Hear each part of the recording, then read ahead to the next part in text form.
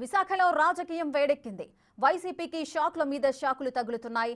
ప్రభుత్వ స్థలంలో అనుమతి లేకుండా తాడేపల్లి బోట్ యార్డులో నిర్మిస్తున్న వైసీపీ కార్యాలయాన్ని అక్రమ కట్టడమని పేర్కొంటూ అధికారులు కూల్చివేశారు. తాజాగా వైసీపీ మాజీ ఎంపీ ఎంవీవీ సత్యనారాయణకు అధికారులు షాక్ ఇచ్చారు.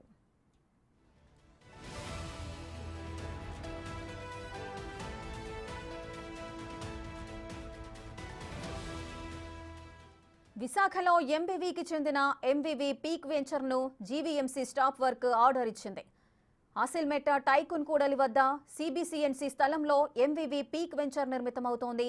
ఆ స్థలంలో ఉన్న రాళ్లను తొలగించేందుకు పేలుడు పదార్థాలను వినియోగించి బ్లాస్టింగ్ చేస్తున్నారు. దీంతో సమీప భవనాల పునాదులు దెబ్బతింటున్నాయని స్థానికులు ఫిర్యాదు చేశారు. ఈ క్రమంలోనే జీవీఎంసీ కమిషనర్ చర్యలు చేపట్టినట్లుగా చెబుతున్నారు.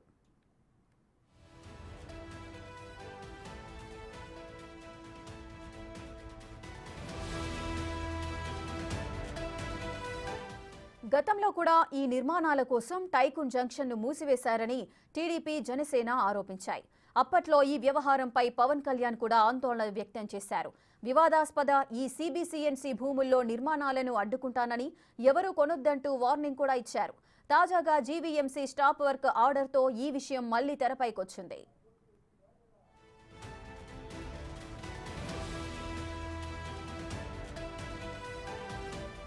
విశాఖ మాజీ ఎంపీ ఎంవీవీ సత్యనారాయణ కన్స్ట్రక్షన్ కు సంబంధించిన వివాదం ఏంటో మా ప్రతినిధి రాజు అందిస్తున్న రిపోర్ట్ చూద్దాం.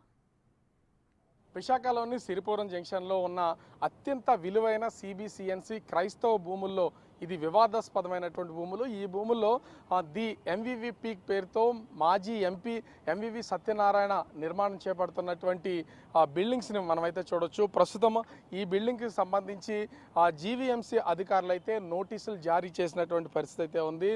ప్రస్తుతం వర్క్ స్టాప్ చేయమని జీవీఎంసీ అధికారులు నోటీసులు అయితే ఇచ్చారు. ఎందుకంటే ఇది అత్యంత వివాదాస్పదమైనటువంటి భూమి. ముఖ్యంగా ఈ కనిపిస్తున్నటువంటి సైట్ మొత్తం కూడా 3 ఎకరాల ఆ స్థలం అని తెలుస్తుంది. అంటే ఇది కొన్ని వందల కోట్ల రూపాయల సైటు. దాదాపుగా చూస్తే ఇక్కడ ఒక గజం ఆ స్థలం వచ్చి దాదాపుగా 4 లక్షల రూపాయల ధర పలుకుతుంది. ఒక గజం 4 లక్షలు అంటే ఒక సెంటు 20 లక్షల వరకు ఉన్నటువంటి పరిస్థితి అయితే ఉంది. అంటే ఎకరం 200 కోట్ల రూపాయల ధర పలుకుతుంది. మొత్తం 3 ఎకరాల ఈ ల్యాండ్కి సంబంధించి ఇంచుమించుగా 600 కోట్ల రూపాయలు వాల్యూ అయితే ఉన్నటువంటి పరిస్థితి అయితే కనిపిస్తుంది.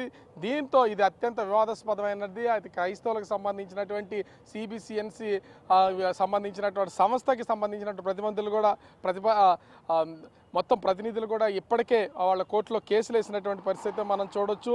ఈ నేపథ్యంలోనూ స్టాప్ వర్క్ ఆర్డర్ ఇచ్చినటువంటి పరిస్థితి అయితే కనిపిస్తుంది. మనమైతే విజువల్లో కూడా చూస్తున్నాం కదా. మొత్తం వీటన్నింటికి సంబంధించి ఇప్పటికే కొండనంతా కూడా తొలిచివేసినటువంటి పరిస్థితి అయితే ఉంది. ముఖ్యంగా బ్లాస్ట్ చేసినటువంటి నేపథ్యంలో చుట్టుపక్కల ఉన్నటువంటి అపార్ట్మెంట్స్ కూడా వాటికి బీటలు వారుతున్నాయి అని కంప్లైంట్లు ఇచ్చినటువంటి పరిస్థితి అయితే కనిపిస్తుంది. ఈ నేపథ్యంలోనే స్టాప్ ఫర్ వర్క్ అని జీవీఎంసీ అధికారులు అయితే నోటీసులు ఇచ్చారు. గత ప్రభుత్వంలో ఎంపీగా ఉన్నటువంటి ఎంవీవీ సత్యనారాయణ తాను ఎంపీగా ఉండడంతో అధికార పార్టీలో ఉన్నటువంటి నేపథ్యంలో ఎలాంటి ఇబ్బందికర వాతావరణం ఉండదు కాబట్టి తను చేయాల్సినటువంటి పనులన్నింటినీ కూడా చేసుకుంటూ వెళ్ళిపోయారు. మధ్యలో కూడా ఆ సిబిసిఎన్సి ప్రతినిధులు, క్రైస్తవ సంఘాలు కూడా అటు పవన్ కళ్యాణ్కి, చంద్రబాబుకి వీళ్ళందరికీ మెమరాండాలు ఇచ్చినటువంటి పరిస్థితి అయితే ఉంది. ఈ నేపథ్యంలోనే ఆ చంద్రబాబు, పవన్ కళ్యాణ్ సైతం ఒకసారి సిబిసిఎన్సి భూములు పరిశీలించడానికి వచ్చినప్పుడు ఇక్కడికి సైట్లోకి రాకుండా పోలీసులు కూడా అడ్డుకున్నటువంటి పరిస్థితి అయితే మనం చూసాం.